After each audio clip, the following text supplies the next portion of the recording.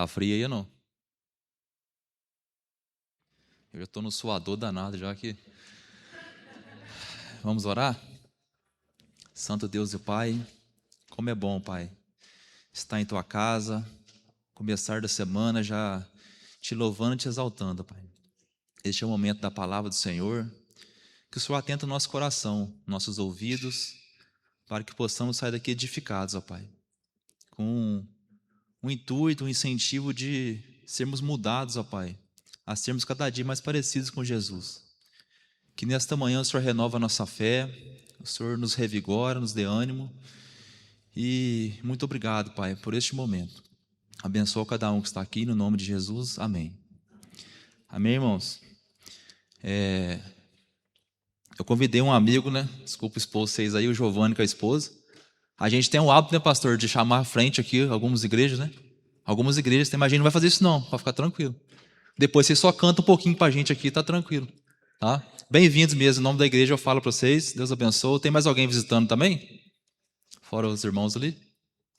Irmãos, a gente já cantou, assim, bem a introdução aqui. Eu quero falar sobre a soberania de Deus, a nossa expectativa diante da realidade, do mundo, versus a soberania de Deus. A gente cantou muito sobre isso aqui. O irmão Valério começou falando já o Salmo 139, onde mais expressa a soberania de Deus, né? Onde eu vou, tu está, a onipresença, a onisciência de Deus. E depois a gente cantou, né? Tu és soberano. O músico não é para mim, vocês não esquecem. E assim, já preparou a mensagem justamente para isso. Como o Espírito Santo de Deus nos surpreende a cada dia, né? A gente vai abrir em 1 Samuel, capítulo 30. Livro de 1 Samuel, capítulo 30.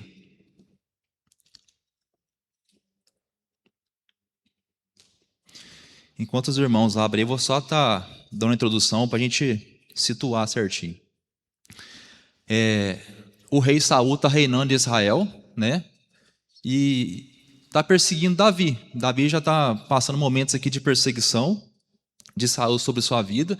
E nos capítulos anteriores, a gente já viu que Saul poupou a vida Davi poupou a vida de Saul 2 vezes. Os irmãos vão se lembrar bem desse episódio. Davi entra na caverna ali, né? Saul, né? Entra na caverna e Davi vai e rasga um pedaço de sua veste, né? Aí depois Saul faz um concerto com ele, não sei porque que eu estou te perseguindo, Davi, né? Na minha linguagem aqui. Aí de repente depois, no outro capítulo, né? Saul de novo volta a perseguir Davi. Aí Davi vai com mais um guarda, né? Um dos seus homens ali, entra no acampamento de Saul, pega a sua lança, o jarro de água que estava do lado que estava dormindo. E depois faz Saul lembrar, eu estive do seu lado, mas não te matei. Aí Saul mais uma vez faz um concerto com ele, né?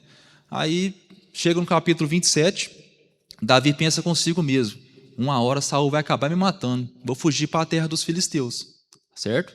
Aí Davi foge para a terra dos filisteus, chega na cidade de Gate, né? Aí ele faz amizade com o rei Aquis ali, nesse capítulo 27, e o rei Aquis, aí fala para o rei Aquis, não é interessante eu ficar na capital com você, me dá uma terra pequena aí para me ficar. Aí o rei Aquis dá a cidade de Ziclag para Davi, tá certo? Daqui a pouco a gente vai entender o porquê isso aqui. E o rei Davi, ele vai para a terra dos filisteus com 600 homens, mais 2 mulheres. A palavra da fala que estava Ainoã, a jezreelita, e mais Abigail, a viúva de Nabal. Davi, essas 2 mulheres, mais 600 homens, seus filhos, suas esposas, ficaram na cidade de Ziclag. Tranquilo? Aí fizeram a sua morada ali, e Davi todos os dias ele fala que ele partia, né, atacava as tribos vizinhas ali, dos filisteus. Aí o rei Aquis voltava e falava assim, Davi, você atacou quem hoje? Davi falou assim, não, eu ataquei só o sul de Judá, né? Ataquei os outros povos ali, né? Os queneus, tal, mas Davi estava omitindo essa verdade para ele, tá certo? A gente já vê assim que a gente fala muito de Davi, foi um homem segundo o coração de Deus, mas era uma pessoa como a gente. Eu sempre falo aqui todos nós temos em comum, né? Seja católico, protestante, evangélico, ateu, né? Tem um meio ateu também, vocês conhecem o meio ateu? O meio ateu, ele fala, sou ateu graças a Deus, né? Ou seja, quem for, a gente tem um pecado em comum, né? E Davi não era diferente de nós. Mas assim, a gente vai lembrar também que a gente é bem vacilãozinho tem hora, né? Tem hora que a gente cai de novo naqueles erros, aí você... Só pela graça de Deus, né? Mas assim, a gente tem o Senhor para recorrer, né? Graças ao bom Deus. E Davi, né, como não é diferente de nós, mas a gente tem que lembrar que o contexto do Antigo Testamento também era um pouco diferente do nosso. Não querendo aliviar para Davi, né? Mas ele estava enganando a quem? O inimigo de Israel, os filisteus, né? O rei Aquis estava enganando e atacando os inimigos também. Assim, no Antigo Testamento, eles achavam assim que a justiça e a violência eram um meio de justiça de Deus, de exercer o juízo de Deus. Aí, tá certo, né? Aí a gente chega no capítulo 28 agora. O que acontece? No 28, os filisteus agora, né? Aquis, agora o rei de Gate, pegou muita confiança em Davi. Aí os filisteus vão formar guerra contra os israelitas. Aí esse rei Aquis, como tinha muita confiança em Davi, falou: Davi, eu quero que você esteja ao meu lado nessa guerra, já que você odeia mesmo os seus irmãos lá, israelitas, que você esteja ao meu lado nessa guerra. Aí Davi, não, vamos lá, estamos juntos aí, conta comigo aí, né? Aí o que acontece? Tá tudo certo, combinado ali, né? Aí fala que os filisteus se reuniram, né, no vale ali de Sunem, tá certo? E o exército de Saul, que era os exércitos israelitas, se reuniu no vale, né, de Gilboa. Eles ficaram meio que um de frente para o outro, né, em lugares opostos. Aí esse capítulo 28, a princípio eu ia pregar sobre isso aqui, né?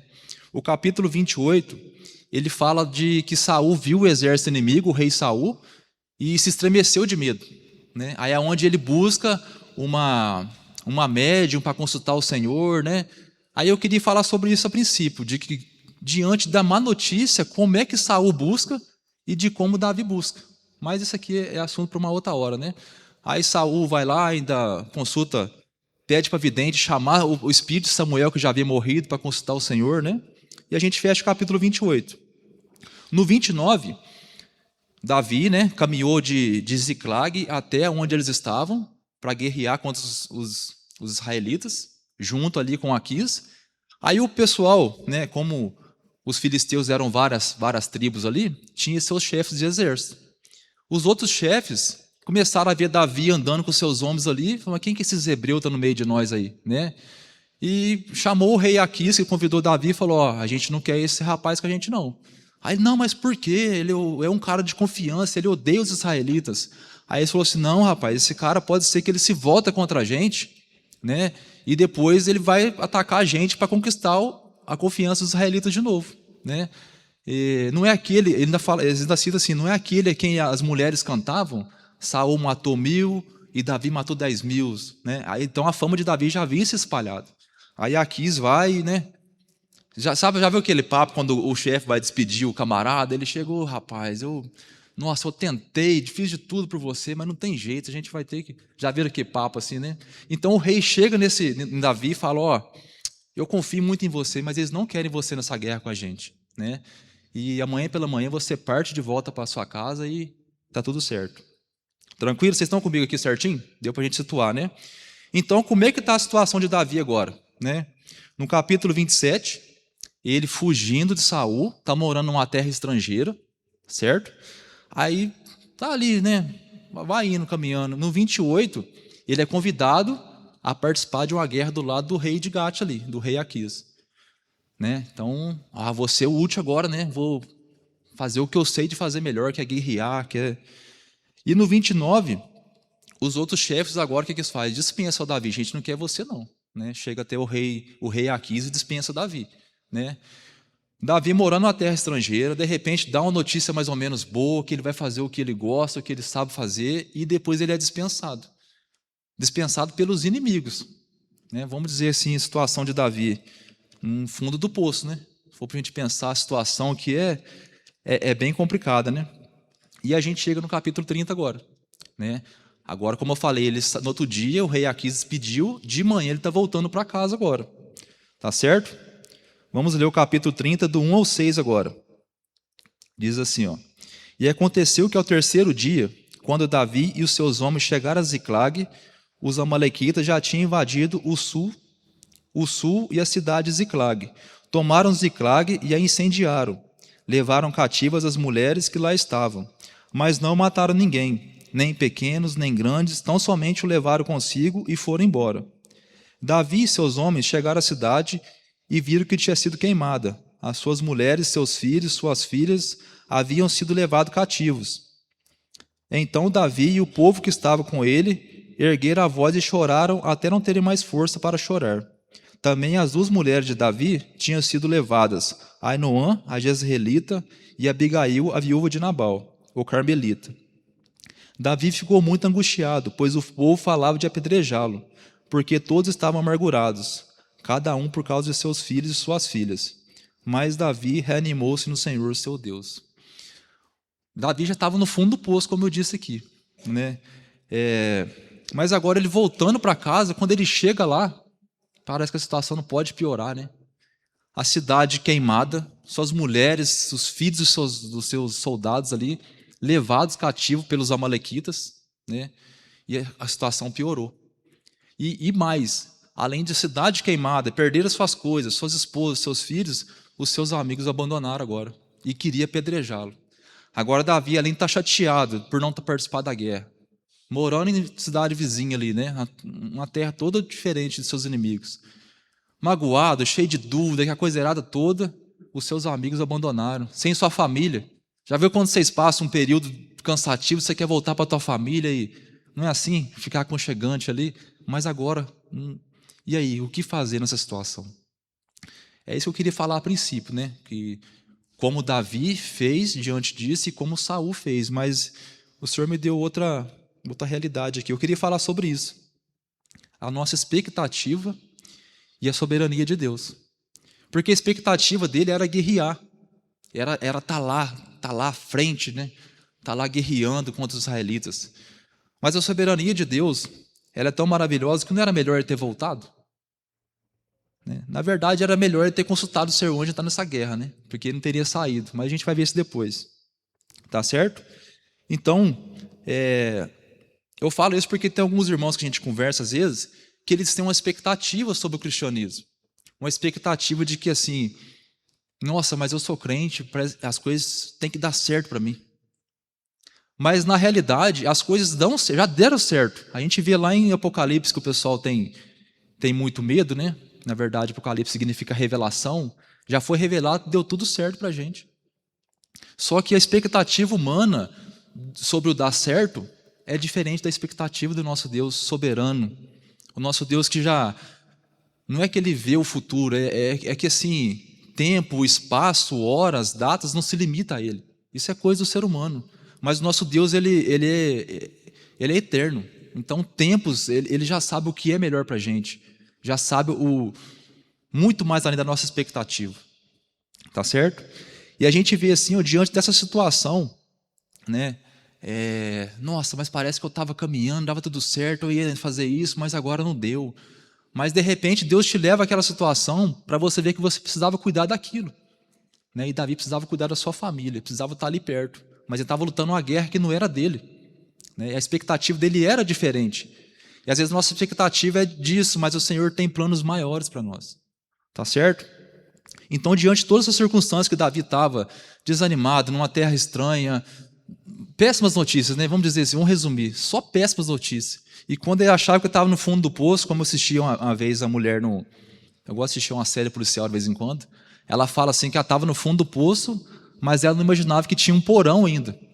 O negócio estava pior que imaginava. O versículo 6, a parte B, aqui fala, né?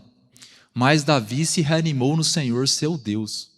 Seus amigos se voltaram contra ele, mas em quem que o Davi se reanimou? Em Deus, né? É nele que a gente tem que se reanimar. Então, diante das circunstâncias assim que não são tão boas, gerais, né? A gente vê assim, tá todo mundo cansado, o negócio está tão corrido, não tá? A gente não consegue ter tempo para mais nada, tá tão corrido, agitado, a correria, e todo mundo cansado, fadigado, mas a gente tem motivos para se animar no Senhor. Assim como Davi tem.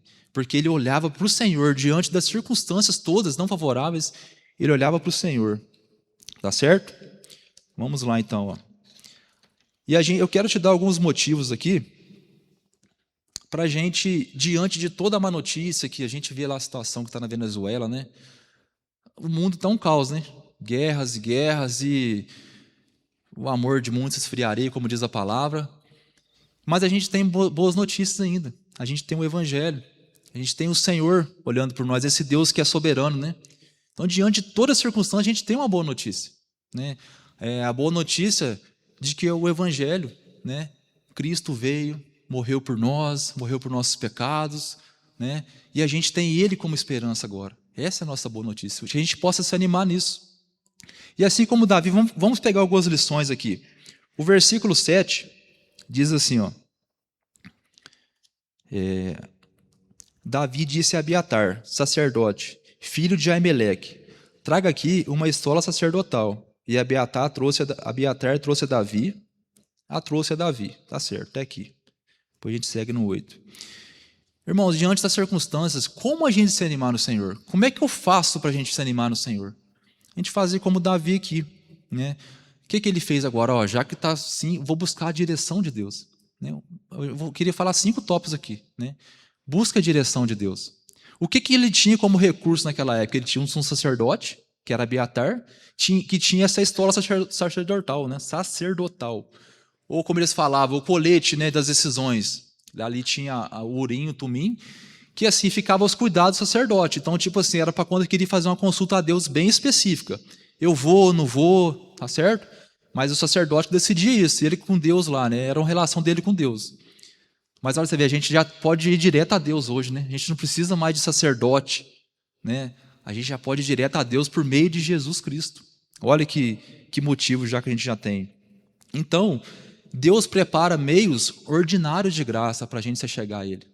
Os meios ordinários de graça são oração, palavra, igreja, várias coisas. A gente tem meios ordinários de graça para buscar a direção de Deus. Então, mas nem somente quando as coisas dão errado, não. A gente tem meios ordinários de graça para buscar a Deus, mesmo quando tudo está dando certo. Tá certo? Porque a gente tem expectativas, mas a soberania de Deus ela é maior. Tá certo? Então Davi buscou através desse sacerdote. Eu estou passando por uma luta, irmão, e tem um irmão que está passando uma luta, toda semana eu vou na casa dele e eu falo, irmão, eu não sei te aconselhar, não. Eu sei te ler a palavra e a gente meditar junto aqui. O que eu sei do meu modo é esse. E assim, Deus tem meios de graça para a gente buscar a sua direção. Será que eu devo fazer isso? E se Davi tivesse consultado antes de falar para o Abiatar, não, eu vou com você.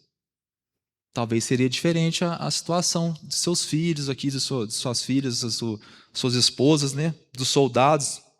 Tá certo? Então, irmãos, assim, a gente tem meios de se buscar o Senhor, a direção de Deus. A gente tem meios de estar, né, sempre acessível a Deus, buscando decisões, né? E o versículo 8, diz assim, ó. Então Davi consultou o Senhor, dizendo, devo perseguir esse bando? Conseguirei alcançá-lo? O Senhor respondeu, persiga o bando, porque você certamente o alcançará e libertará os cativos. Olha que interessante. Se a gente tem que buscar a direção de Deus, a gente vai ver que na vida de Davi, o meio mais específico de se buscar a Deus é em oração. Né? O que ele fez? Senhor, eu devo ir atacar os amalequitas e trazer de volta meus familiares. Né? Então, Senhor, eu estou passando uma crise assim, Senhor. Eu estou passando por isso. Ou então, Senhor, está tudo bem, graças a Deus, mas eu quero que persiga assim. Quero continuar crescendo na graça do Senhor. O outro meio ordinário de graça é a nossa oração. É onde a gente mantém nossa relação com Deus. E ele contar especificamente, Senhor, eu devo ir ou não vou? Senhor, eu devo fazer o quê? Ou então amanheceu, né? Senhor, guia-me nesse dia, me dê a direção, né? A gente tem que pedir essa direção do Senhor. Porque às vezes as coisas não dão certo, a gente faz o contrário. A gente começa a reclamar, né? Eu como eu falo, às vezes eu sou bem vacilãozinho, às vezes o boy trabalha, eu vou chamar de boy mesmo, não tem jeito de falar Giovanni, não. A gente trabalha junto, às vezes as coisas dão errado um pouquinho no serviço, a gente já começa a xingar ali. Esse dia aconteceu uma situação lá que depois eu falei, nossa, que coisa mais feia que eu já fiz lá, gente. Aí porque dá mau testemunho, né? A murmuração, ela é algo contrário à oração, né? Então, assim, deixa eu contar um episódio para vocês, o que aconteceu. Há 4 anos atrás, eu entrei na empresa e a gente tem que ir lá para o Rio Grande do Sul fazer treinamento, né? Aí eu saí de casa na sexta, de carona para Belo Horizonte de ônibus para Campinas, no outro dia emendando no ônibus lá para o Rio Grande do Sul. Então, assim, já foi cansativo. A semana inteira em sala de aula, falando praticamente o que você já sabe, né? A condução de caminhão, foi muito bom, graças a Deus. Mas, assim, uma semana inteira. Aí chegou na sexta-feira, depois do almoço, acabou tudo lá, beleza e tal. E eu cansado daquele negócio, longe de casa, uma semana já. Antes eu viajava bastante, mas eu já tinha desacostumado, né? Aí eu trabalhava no correio e estava em casa praticamente todo dia. Então, assim, na sexta-feira, falou, vamos conhecer a empresa lá agora, de tarde. Aí fomos conhecer a empresa, parte operacional, parte de logística, tal. Aí o pessoal depois foi lá para outro canto que eu fiquei para pegar o uniforme. E tinha um caminhãozinho, a miniatura de um caminhãozinho, assim. Eu fiquei observando o caminhãozinho.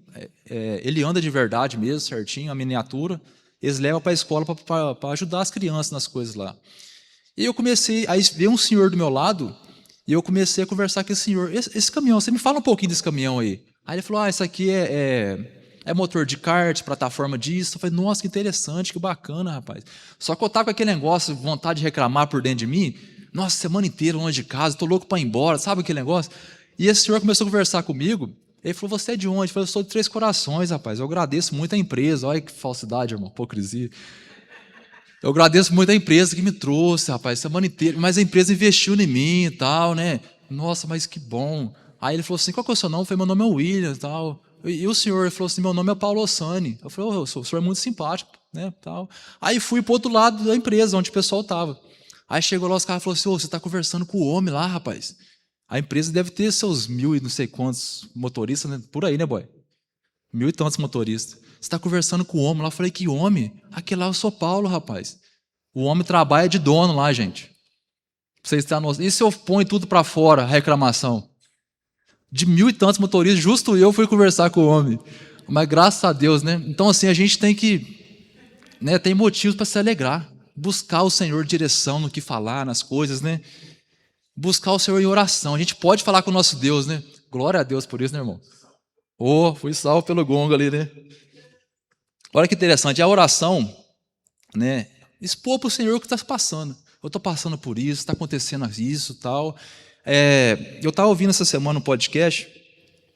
Olha que interessante isso aqui. Tem as Institutas de Calvino, né, pastor? Eu não li ainda não, mas é mais para o povo mais reformado, né? Mas é benção também, né? E assim, tem uma parte que fala assim, ó, a oração é a mente conduzindo o coração, onde o conhecimento intelectual de Deus é transformado em afeto, gerando e sustentando a esperança cristã. Vamos resumir aqui. A oração é a mente falando ao coração de onde vem nossa esperança. Tem hora que você está passando aquele momento tão terrível, né? Você fala, calma, calma. O Senhor está cuidando. Ele é soberano.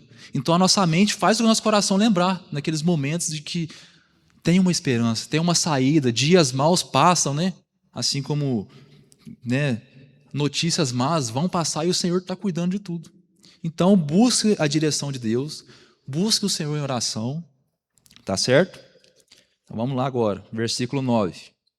O que aconteceu? Agora ele buscou a direção de Deus, agora ele buscou o Senhor em oração, e no versículo 9, então Davi partiu, ele e seus 600 homens, que com ele estavam, e chegaram ao ribeiro de Besor, onde os retardatários ficaram. O que acontece agora? Davi, o Senhor falou, vai, cara, pode ir. Então, né, ele confiou no Senhor. Então a gente tem que confiar também no Senhor.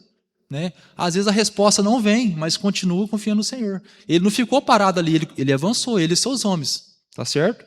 E ainda fala ainda que interessante aqui, ó.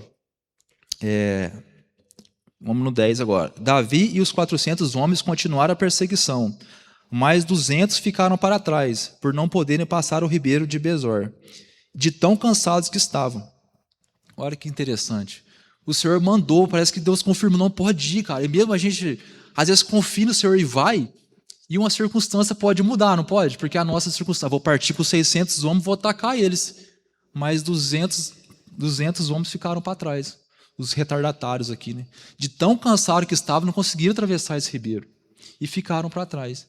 E às vezes as coisas parecem que agora vai começar a fluir, vai dar certo. Mas de repente tem uma coisa que, uma pedrinha de tropeço. Mas ele continuou confiando no Senhor. E às vezes as circunstâncias não tão favoráveis, mas a gente tem que continuar confiando na soberania de Deus. Né? Porque ele, como eu falei, ele vê muito mais além do que a gente. Né? E o versículo 11 agora, tá?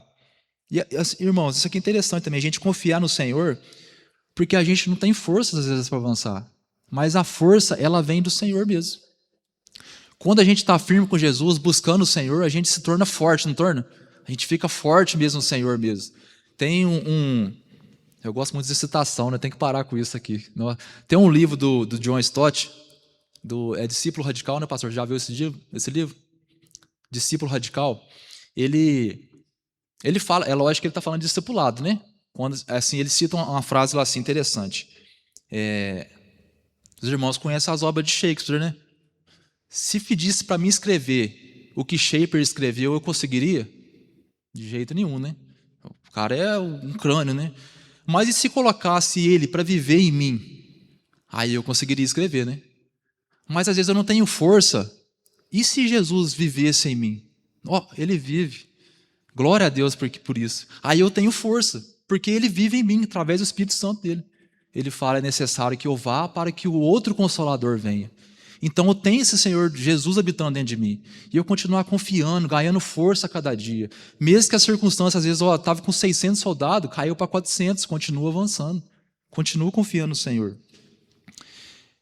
Mas eu já falei 3 coisas aqui, né? Busca a direção de Deus, busca a Deus em oração, confie no Senhor, né? E olhe para a providência que Deus manda. Tá certo? No versículo 11 agora. Encontraram no campo um homem egípcio e trouxeram Davi. Deram-lhe pão e ele comeu, e deram-lhe água para beber. É como do nada aqui, né? Do nada achou esse cara aí lá no deserto lá, né? Do nada achou esse cara no deserto. Aí deram o pão para ele certinho e trouxeram para Davi. Esse rapaz veio até Davi, né? E o versículo 12 agora. Não, perdão, versículo 13. Então Davi lhe perguntou: de quem você é e de onde você vem? O moço egípcio respondeu: sou servo de um amalequita, e meu senhor me deixou aqui porque adoecia 3 dias. Né? Olha a providência de Deus aí. Né? Um escravo foi deixado descartado. Para os amalequitas, esse cara não era nada, foi deixado para morrer. Mas era a própria providência de Deus guiando Davi aqui. Do nada aqui, rapaz, eu sou um amalequita. Meu Senhor é um amalequita. Então, olha, você vê, o Senhor, durante o nosso percurso, a nossa caminhada, Ele vai dando, né, providências. Ele vai providenciando algo para que a gente continue caminhando, avançando, tá certo? Vamos lá. Versículo 14 agora. Versículo 14. Nós invadimos o lado sul dos Queretitas, o território de Judá, e o lado sul de Calebe, e pusemos fogo em Ziclag. Olha, agora ele está dando instrução para Davi ainda. Parece que Davi já estava sem esperança, eles choraram até não aguentar mais aquele capítulo, aí se buscou a ajuda do Senhor, buscou direção, buscou sua oração, né? Ele confiou no Senhor, agora o Senhor manda providência. Não alimentou a esperança dele, espera aí, agora ele está explicando o que aconteceu.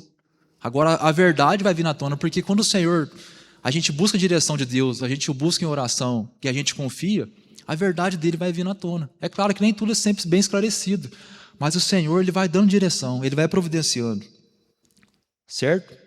Então vamos lá agora no versículo 15. Aí Davi pergunta para ele, né? Davi pergunta para ele, você poderia me levar até esse bando? E ele respondeu: jure por Deus que não vai me matar, nem me entregar nas mãos de meu senhor, e eu levarei até esse bando. Né? Coincidência ou providência esse homem aqui? Não tem como a gente falar. Como a gente for puxar a nossa história, na nossa caminhada, como a gente já viu de providência que o Senhor manda, né? Eu falei para vocês no retiro sobre a luva uma vez, vocês se lembram? Lá num culto no retiro, como que Deus, eu estava pensando de ir na luva, esqueci a luva, voltar de moto madrugada. Acho que não tinha muito irmão no retiro aqui não, né? Alguém ouviu isso aqui eu falar já? Então eu vou repetir aqui. Eu sou contador de história, irmão, vocês não reparam não. Eu indo trabalhar um dia, domingo, e eu tinha faltado 5 cultos seguidos domingo, por causa do nosso serviço lá, né? Nossa, mas aquele negócio, aquela angústia, aquele negócio, nossa, eu não posso ir no culto de novo, indo de moto, trabalhar de noite. Aí, de repente, eu falei, nossa, mas... Aí eu vi certinho a luva lá em casa, assim, da cama. Esqueci a luva para voltar de moto depois. Que aquele frio de madrugada. Ah, Senhor, nossa, mais essa ainda. Ah, mas tá na mão de Deus. Aí quando vê, passando em frente aonde a irmã Mariana Mendes morava, no Circo Militar, eu vi um negócio amarelo no cantinho, assim. Aí eu peguei a moto, falei, eu vou lá na frente fazer o retorno. Fui, fiz o retorno, voltei, um par de luva lá jogado, irmãos. Eu falei, gente, como é que eu ainda me surpreendo com esse Deus? Ele cuida da gente.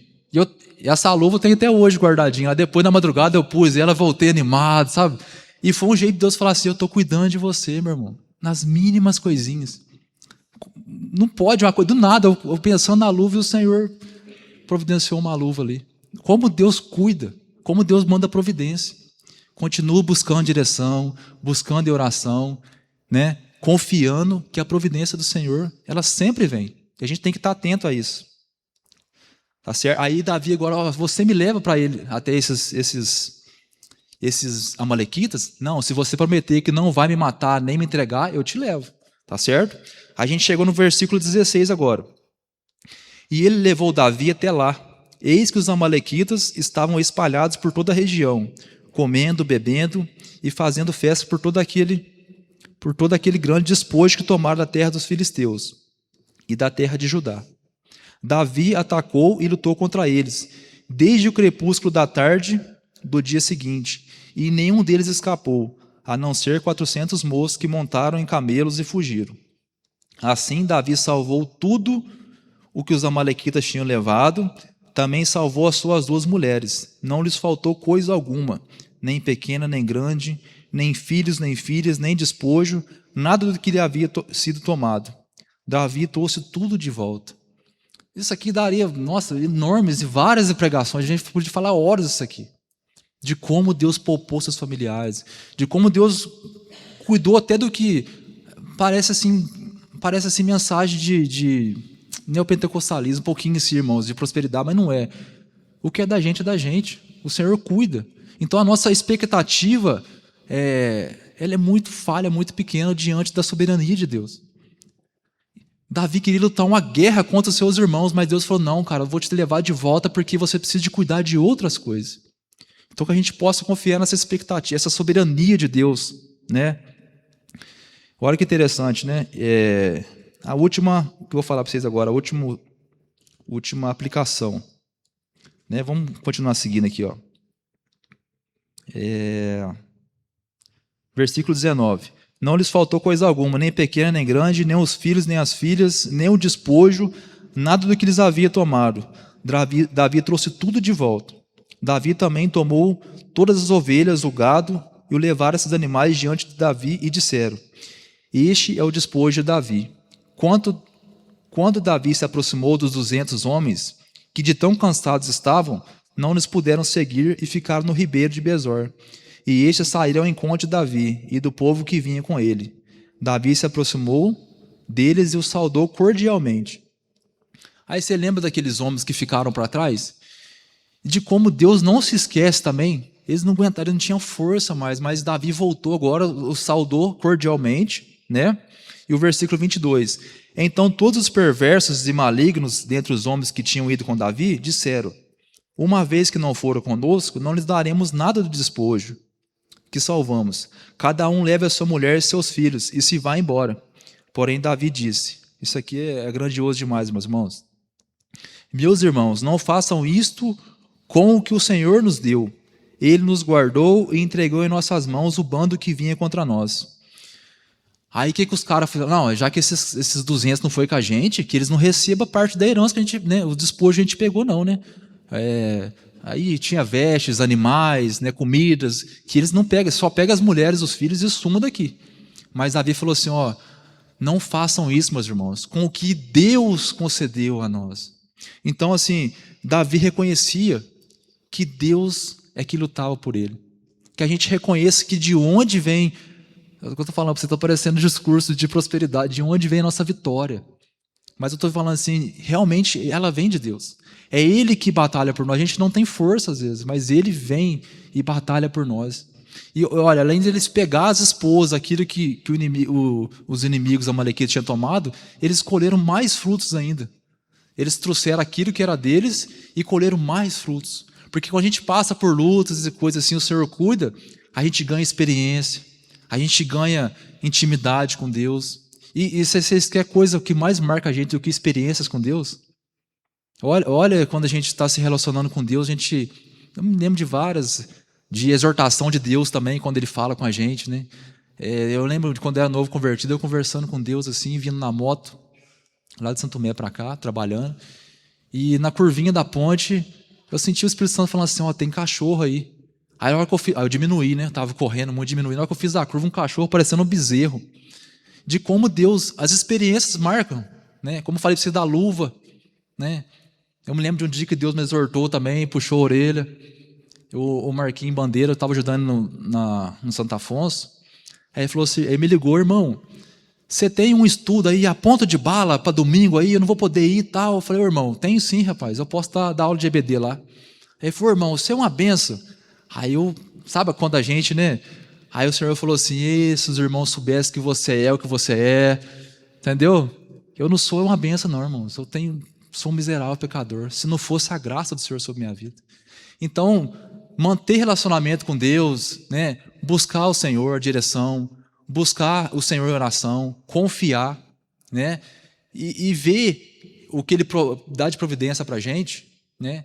E reconhecer que vem dEle a nossa vitória, vem dEle a providência, né? Isso, irmãos, como eu falei, são os meios extraordinários de graça para a nossa vida.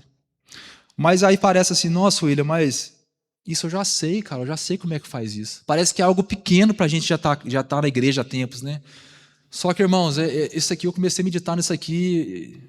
Nossa, se a gente for falando aqui, até eu estou apertado com a hora ali, mas isso é grandioso demais, se a gente for pensar. Porque nosso Deus, soberano, criador, santo, poderoso, diante de todos os atributos que a gente não consegue definir o nosso Deus, né? De vários atributos, de vários, né? Não sabe definir, mas Ele é um Deus que Ele entra na história humana para... A gente vê na vida de Davi que Ele entra na história humana para cuidar de nós. Tem uma doutrina chamada deísmo. Deísmo, não é teísmo não, é deísmo. Eles acreditam que Deus deixou o mundo no automático, né? Eles até usam essa ilustração de que assim, como se fosse o criador do relógio, criou o relógio, mas o relógio depois está funcionando de forma automática, o mecanismo, os ponteiros. O nosso Deus não é um Deus assim. Ele entra na história, né, e Ele muda as circunstâncias. E nós, meros pecadores e falhos, clamamos Ele muda as circunstâncias, né? Só que, como eu falo, Ele é um Deus que se relaciona com a humanidade. Ele escolheu se relacionar com a sua criação. Não precisava isso que a gente... E a gente vê aqui nesse texto que eu li, a gente viu vários exemplos aqui, de que a relação humana para o humano é uma relação falha, não é? A gente viu aqui. É uma relação egoísta, é uma relação hipócrita, é uma relação, por vezes, falsa, é uma relação de interesse, a relação humana com o humano. Mas a nossa relação, a relação de Deus para com o humano, a gente não consegue compreender. É uma relação de misericórdia, irmãos. Projeta para mim, por favor, Romanos 6:23. Isso aqui vocês sabem de cor já, mas vamos, a mídia aí, os midianitas. Projeta para a gente aí. Porque o salário do pecado é a morte, mas o dom gratuito de Deus é a vida eterna em Cristo Jesus. Se o Senhor é o nosso Deus de misericórdia, Ele se relaciona com a humanidade por misericórdia. Vamos resumir misericórdia, né? A misericórdia é eu não receber o que merecia, porque eu merecia a morte. Sou um pecador. O salário do pecado é a morte, né? E esse Deus se relaciona também de forma graciosa. Ele se relaciona por graça. Nesse mesmo versículo, se a misericórdia é eu não receber o que merecia, a graça é eu receber o que não merecia, ou o que não mereço ainda, né? Eu continuo merecendo. Porque o salário do pecado é a morte, mas o dom gratuito de Deus é a vida eterna em Cristo Jesus. Eu merecia a morte, mas Ele me deu vida. E eu jamais vou merecer isso. Olha como esse Deus é um Deus relacionável. é uma relação de paz. A relação de Deus para a comunidade é uma relação de paz. Em meio ao caos de tudo que Davi estava passando, ele trouxe paz. Eu vou me fortalecer no Senhor. Acho que eu já estou muito alongado com a hora aqui, mas os irmãos me perdoem aí. E quando a gente se relaciona com Deus, a gente compreende pouco, mas muito pouco sobre isso. Quando a gente se relaciona com Deus, a gente pode estar passando por que for nessa paz, que Ele traz um caos que for. Como eu falei para vocês esse dia, eu estava lá com Deus, faltando culto, e meu momento de relação com Deus é nas madrugadas, dirigindo. E Deus, ele se relaciona com a gente de um modo que a gente não consegue compreender. Deixa eu ler algo para vocês rapidinho aqui, irmãos.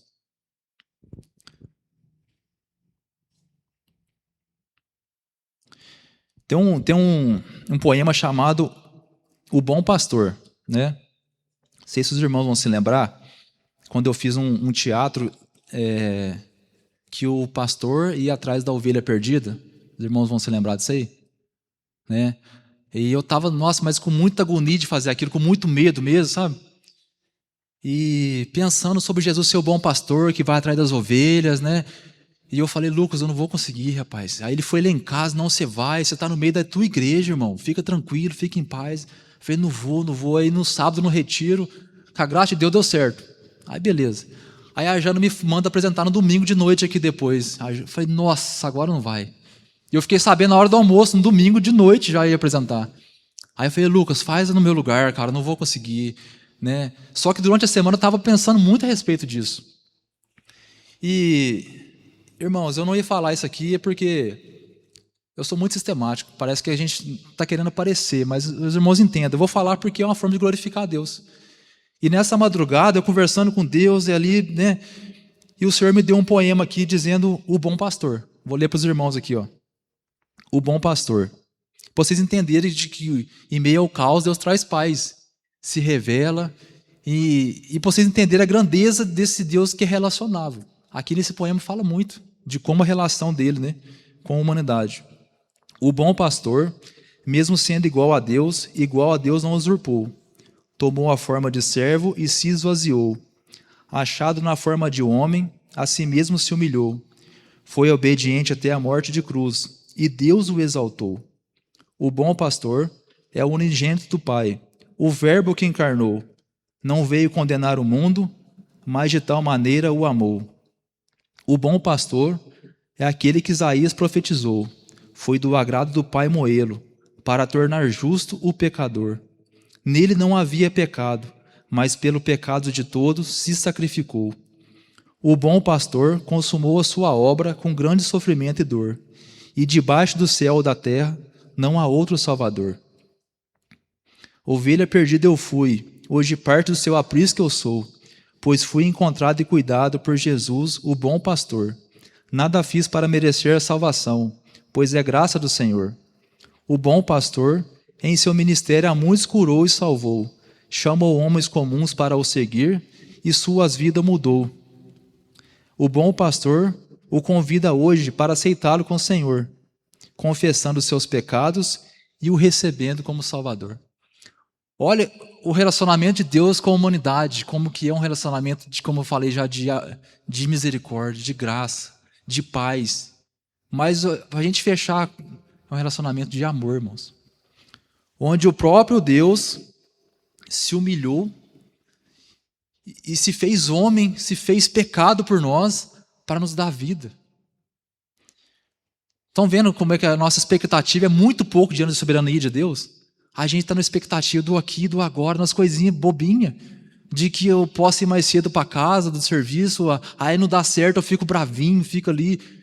Mas o nosso Deus, ele é grandioso, ele é muito bondoso, um Deus relacionável, que se relaciona de uma forma que não conseguimos expressar.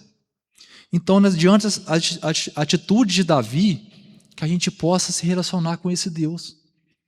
Porque ele é um Deus que entra na história, muda as circunstâncias, porque ama seu povo falho, miserável e pecador que somos nós. Amém, irmãos? Que a gente possa nessa manhã se animar no Senhor da forma que Davi se animou e buscar esse Deus, né, relacionável. Amém? Vamos orar? Santo Deus e Pai, louvamos o Teu nome nesta manhã. Obrigado pela Tua palavra que foi exposta. Obrigado, Senhor meu Deus, porque o Senhor é um Deus que se relaciona com a criação. E é um Deus que ouve a nossa oração, Pai. É um Deus que muda as circunstâncias, que manda a providência. É um Deus que nos faz confiar no Senhor. É um Deus que nos deixou a Tua palavra, Pai. E a Tua palavra é onde o Senhor fala conosco. Obrigado por esse amor, obrigado por esse cuidado, obrigado por esta manhã, obrigado por esta igreja, Senhor. Obrigado por tudo, Pai. Obrigado por cada irmão que está aqui. Pai, obrigado, Senhor meu Deus, pela Tua bondade sobre a nossa vida. Não temos como expressar, Senhor meu Deus, a gratidão que temos por Ti. Essa oração que te fazemos, no nome de Jesus. Amém.